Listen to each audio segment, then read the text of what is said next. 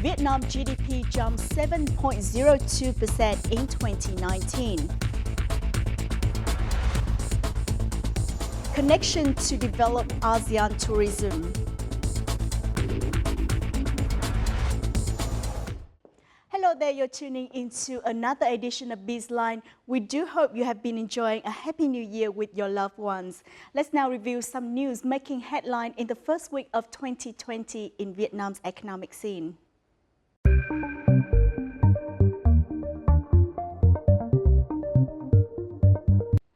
Vietnam's gross domestic product or GDP increased 7.02% in 2019, marking the second straight year of economic growth rate topping 7% since 2011. This is according to the General Statistics Office or GSO.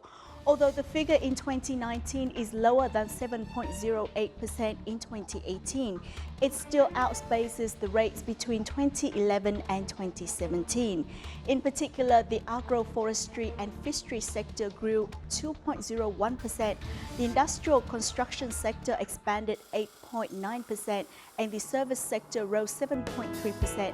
They respectively contributed 4.6%, 50.4% and 45% to the overall economic expansion.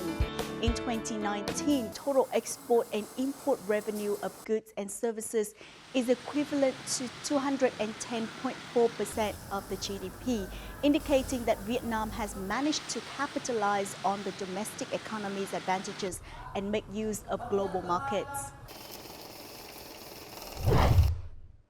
For 2020, the government has set an export target of $300 billion and a trade surplus of $15 to $17 billion. According to the analysts, this goal is highly feasible if domestic enterprises restructure their production and improve their connectivity with each other. In 2020, the top objectives are still macroeconomic stability, inflation control, and the improvement of the economy's productivity, quality, autonomy, and competitiveness. The government will continue to accelerate the restructuring of the economy in a more substantial way, developing the growth model to achieve the goals set out for this year, which is expected to be full of challenges and unpredictable events. At the government's two-locality teleconference on Tuesday, Prime Minister Nguyễn Xuân Phúc said, along with the perception of not trading the environment for economic growth, the government has decided not to sacrifice culture and society for economic growth. He also affirmed that the government's view on socio-economic development in the coming year is to boost economic growth along with developing social ethics, humane behaviors, and preserving national traditions. A total of $1.3 billion worth of products will be available at the Lunar New Year market in Hanoi, the city announced at a Tuesday conference on market stabilization. The total values of goods for 2020 state holiday has been increasing by 10% year on year. Hanoi's preparation for the Tết market includes 12,000 tons of beef and 11 tons of aquatic products, 12,000 tons of processed food, and nearly 250,000 tons of vegetables. Although the pork supply has remained low due to the African swine fever outbreak, Hanoi is sure that 45,000 tons of pork will be enough. Several solutions were also put forward to ensure a sufficient supply of goods and no shortages of price hikes. More than 18 million international tourists visited Vietnam in 2019, a record high according to the General Statistics Office. Tourists from Asia made up 79.9% of the total, for an increase of 19.1%. Europe increased by 6.4%, America by 7.7%, and Africa 12.2%. The Vietnam National Administration of Tourism said the country served 85 million domestic holidaymakers during the year, increasing by over 6%. Vietnam aims to welcome 20.5 million foreign visitors and 19 million domestic tourists and earn a revenue of $36 billion in 2020.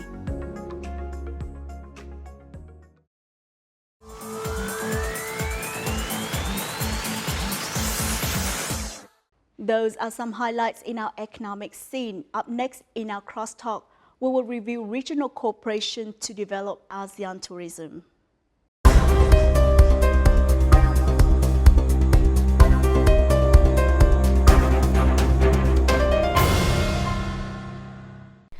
According to the ASEAN Tourism Development Strategy 2016 to 2025, ASEAN will become a high-quality tourism destination. The development strategy has come halfway with certain successes reflected in the increasingly cohesive ASEAN tourism. Let's take a look back at some of the outstanding images of tourism cooperation in the region. In January 2019, the ASEAN Tourism Forum took place in Ha Long City, Guangdong Province. This is ASEAN's largest tourism event, with each of the 10 ASEAN member countries taking turns to host it each year. Themed ASEAN, the Power of One, this year's event aims to promote the connection of ASEAN destinations and heritage. ASEAN đặt ra cái việc kết nối các cái di sản trong nội khối là một trong những nỗ lực của tất cả các nước để chúng ta thu hút khách không chỉ đến một nước mà đến tất cả các nước và được tham quan tất cả các di sản của thế giới. In recent years, a large increasing number of ASEAN's natural and cultural heritages were recognized by UNESCO, thus opening up new tourism opportunities and making ASEAN one of the hottest travel destinations around the world. We have some kind of big and rich culture, and it really strengthened the community. Not only connecting heritages, in October, a number of joint action plans were adopted to connect the Mekong sub-region tourism cities, including tourism production, tourism activities, and tourism human resources. Culture and heritages are considered great treasures of ASEAN countries. Developing tourism based on culture and heritages not only helps promote its values, but also diversify tourism products and attract more and more visitors to the region.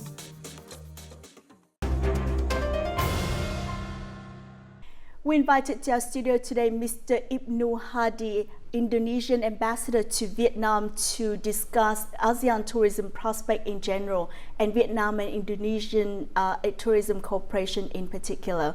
Well, thank you so much for joining us. First off, can you give us an assessment of the overall success of ASEAN tourism in recent years? ASEAN has come a long way to achieve at this stage, especially in tourism. You know that ASEAN has become a single community, and it's consisting of political security community, economic community, as well as social cultural community. And in the context of tourism, I believe that this is in the pillar of social economic community. Why? Because this pillar is very important in order to have a people-to-people contact. So not only G2G, but also people-to-people contact. So I believe that ASEAN now has come to the situation that we are strengthening, become one community, including in the tourism. Can you give some evaluation regarding tourism cooperation between Vietnam and Indonesia in recent years? Between Indonesia and Vietnam, it is growing quite well, because I believe that when you talk about tourism, then it should be supported by having a direct connectivity. Since Indonesia is an archipelagic country, so direct air connectivity, direct flights is very important. So last year, let me inform you that we have more direct flights, not between Ho Chi Minh City to Jakarta, the capital city of Indonesia, but also from Ho Chi Minh City to Bali. And not only served by one airline, but by two airlines. And then in the near future, it will be from Hanoi to Bali. And then hopefully in summer, we will connect between our two capital cities. The number of tourists coming between the two countries, which is now quite modest, still below 100,000 people in both ways. I will be optimistic to achieve at least 150,000 both ways. Through these direct flights that you've just mentioned, is it more convenient for tourists from both countries to travel to one another? by having direct flights, it will be much more convenient, because you know that when I came here 2016, yeah, when I want to go to Vietnam, yeah, there's only one choice. There was only one choice from Jakarta, taking Vietnam Airlines to Ho Chi Minh City. And then the other choice is, yeah, you have to take Singapore Airlines through Singapore, or Thai Airways through Bangkok, and then you can achieve Hanoi. But now you have direct flights, and not only from Vietnam to Indonesia, but you also can see now more Indonesians coming to Vietnam.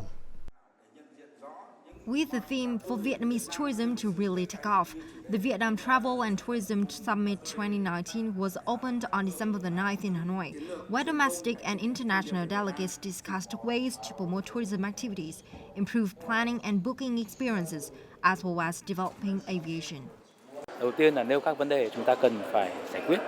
Sau đó thì chúng ta cùng thảo luận các cái phương án, cái sự hợp tác và những cái đề xuất. Sau khi kết thúc cái diễn đàn này thì chúng tôi sẽ có những kiến nghị dựa trên những cái phương án và đề xuất đó để gửi lên chính phủ.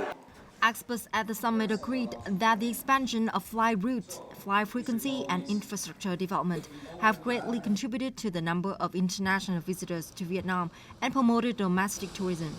The number of tourists traveling by air in Vietnam during the 2016 to 2021 period is growing at 17%, ranking first in Southeast Asia. However, they also pointed out many challenges faced by Vietnam's aviation industry. Nhưng hạ tầng sân bay thì phải nói là một cái thách thức rất là lớn.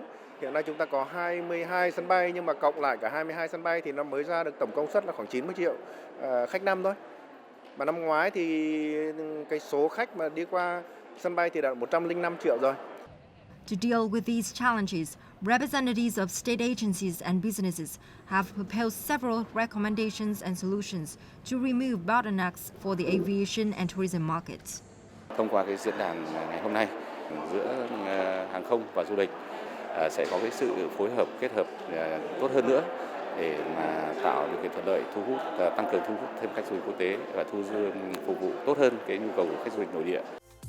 Currently, over 80% of foreign tourists come to Vietnam by airplanes, and the number of domestic tourists using this mean of transport is also increasing. Aviation and tourism are compared as two wings of an airplane. If both wings are balanced and strong, the plane named Vietnam will fly higher and further.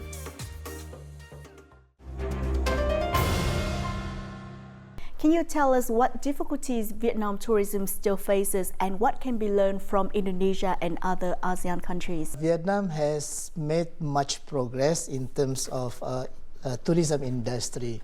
However, if you want to attract very international destination, then you have to take into account the customs, the beliefs of different kind of people. I'm talking about the halal food, for example.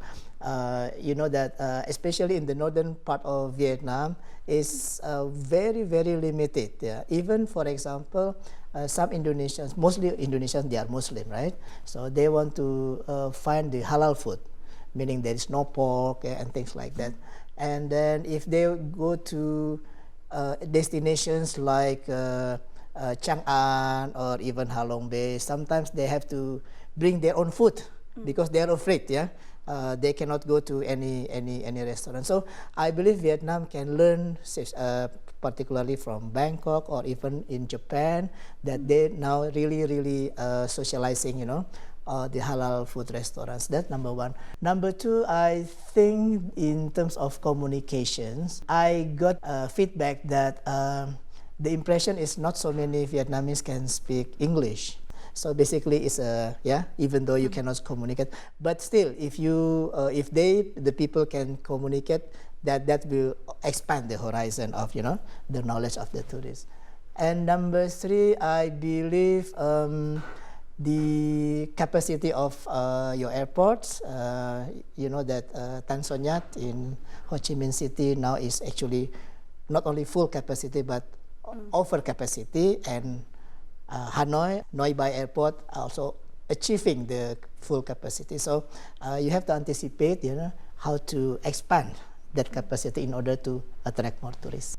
And how can Vietnam overcome these shortcomings? Vietnam has a lot of progress, and I believe through ASEAN, because we have the ASEAN Tourism Forum every year, and of course there's also some frequent dialogue among the ASEAN countries. I believe we can exchange views, we can exchange best practices. In ASEAN, we have very famous and proven tourist destinations like Singapore or Thailand. Those two countries are up to the very high level standard. So I think we can learn to each other. Yeah, even between Vietnam and Indonesia. I'm not saying that Indonesia is the perfect example, but Indonesia can learn from Vietnam. Vietnam also can learn from Indonesia, especially Bali. Bali is proven to be a sustainable tourist destination, meaning that it's proven that there are repeated travelers coming back to Bali. For Vietnam, because Vietnam is quite relatively new destination, I think that also the challenge for Vietnam. But I believe Vietnam, with all of the the progress and the elements that you have, you can fulfill that weaknesses or limitations. Could you tell us about the difficulties that ASEAN countries are facing in developing a system of tourism destinations among countries in the bloc? I think I mentioned already before that I think the government should do more, in terms of attracting tourists, especially from far away, Russia, European countries, American continents, to see Vietnam in the context of ASEAN. So when they come here, they already, they're already aware that they can visit not only Vietnam, they also can visit other countries, which require the close cooperation between the governments. And then I believe those travel agents will follow suit. Yeah. Maybe also the implementation of the ASEAN Open Sky Agreement, that we already agree for the open sky. However, the implementation of those open sky is still need to be encouraged more to be implemented. For example, there are some Indonesian airlines, they want to fly direct to Ho Chi Minh City, basically because of the full capacity, very slim chance to get a time slot. In 2019, Vietnam welcomed 18 million international visitors, up 60% year-on-year, and served 85 million domestic customers. Total income from tourism is estimated at over $31.2 million. For 3 consecutive years, Vietnamese tourism grows at an annual average rate of 22%. It is considered as one of the 10 countries with highest tourism development rate in the world. Trong khi mà cái tốc độ tăng trưởng về thu hút khách du lịch quốc tế ở trên thế giới chỉ đạt khoảng 4%, khu vực châu Á Thái Bình Dương đạt khoảng độ 5%, và khu vực Đông Nam Á tăng trưởng khoảng độ trên 5%, thì du lịch Việt Nam thực sự đã có cái sự tăng trưởng mạnh mẽ. In addition to impressive figures, the competitiveness of Vietnam's tourism has also been continuously improved in the ranking of the World Economic Forum, ranked at 63 out of 140 economies. Vietnam has also won 4 categories at the World Tourism Awards 2019, including Top Cultural Destinations in Asia 2019, Top Destinations in Asia 2019, and Top Gastronomic Destinations in Asia 2019. The UNESCO, the heritage, the culinary, the important assets of a country in many ways are its history and its nature. And Vietnam not only offers the great hospitality of its people, but its uniqueness in the characteristics of the country. In addition to the reforms of visas and a synchronous transportation system, Vietnamese tourism also attracts visitors with international class constructions. More new tourism products have also been launched that meet the increasingly diverse needs of tourists. All these elements have created a beautiful image of Vietnam, a leading tourism destination. Is it possible to create a package tour connecting famous destinations in ASEAN nations? For example, Bali in Indonesia, Bangkok in Thailand, Hội An, Da Nang in Hanoi, so foreign tourists can have a more diverse experience in ASEAN countries. in ASEAN, especially in the ASEAN Tourism Forum, I believe that has been discussed. I believe at one point of time there is some program, like a single destination of ASEAN, I believe a few years back. But yes, I agree with you that there is more to be done. So people from outside ASEAN region, especially from Europe or from American continents, when they come to our region, they want to see Vietnam. But since they are here, they also want to see Thailand. They want to see Indonesia, Bali. So if we can provide such a package, then that will be beneficial not only for one country but also to the other countries. In a way, individual countries try to optimize that way. For example, as I mentioned to you, Ho Chi Minh City and Bali, now there is a direct flight. And then you know what? From Bali to Ho Chi Minh City, not 100% are Indonesians, maybe 50-50. 50% are Indonesian, 50% what? Foreign tourists, mostly from Australia or the others. The same thing from Ho Chi Minh City to Bali. Not all are Vietnamese. Some of them are Europeans. They come to Vietnam and then they see the opportunity to see Bali. But I believe if we make such a package, and that will be more efficient for tourists, but also it will be more effective for us. That will be give more impact in terms of benefits. And I believe that should be more encouraged by our governments. This year, Vietnam will take over the ASEAN chairmanship, and it is considered as a great opportunity for Vietnam to promote its tourism. Can you give some suggestion for Vietnam in order for it to fully utilize this opportunity? Chairing ASEAN is a very good opportunity in terms of tourism. You know that ASEAN in one single year, it will have more than 300 meetings. Can you imagine? 300 meetings. So I believe and I suggest and I believe Vietnamese government is aware of this, that you spread all of the meetings, not only concentrating in Hanoi or Ho Chi Minh City or Da Nang, but you spread to other cities that you consider potentials. Like Nha Trang is gradually also getting known by foreign tourists, Phu Quoc, Dalat, for example. So that's one thing. Number two, in each meetings, you combine, you combine not only serious, talking about, the issues of ASEAN, but also you combine it with, sightseeing to the, popular destination in that area. What can you tell us about the prospect of a tourism development in ASEAN and also between Vietnam and Indonesia in particular in the year 2020? I was attending the ASEAN Tourism Forum or ATF taking place last year, I believe in January in Halong City, and at that time I was accompanying my tourism minister. I believe that event is important, but those are for the ministers, and it needs to be followed up and to be implemented by all at the working level, and then at the end it should be implemented in the real actions, like a comprehensive tourism package and things like that.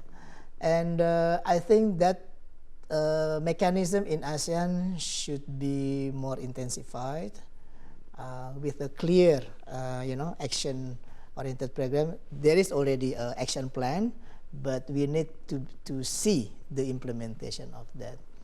Other than that, Vietnam as the host of the ASEAN this year, 2020, I hope with your impressive achievement in the tourism, you already achieved maybe last year you achieved more than 18 million foreign tourists coming to Vietnam. That's a big achievement. Congratulations. I believe that Vietnam also could direct and take the lead to usher the tourism in cooperation among ASEAN. Well, once again, thank you so much for joining our BizLine. From January the 12th to the 16th, 2020, Vietnam will join the ASEAN Tourism Forum or ATF 2020 in Brunei with This is an event to summarize ASEAN's tourism achievements for 2019 and roll out development plans for the coming years. Although there are many difficulties in connecting tourism among countries in the bloc, it is undeniable that ASEAN's tourism is increasingly cohesive. Let's look forward to what Vietnam will do as the chair of ASEAN 2020 to make ASEAN tourism more integrated and developed. And that also wraps up this edition of BizLine. In the meantime, you can log on to our official website at vtv4.vtv.vn or youtube.com/vtv4go for more news and updates. Thank you for tuning in and goodbye for now. Okay. Thank you so much. My pleasure. Just a little handshake. Okay, can you just stay on the chair for me a little bit just so they finish the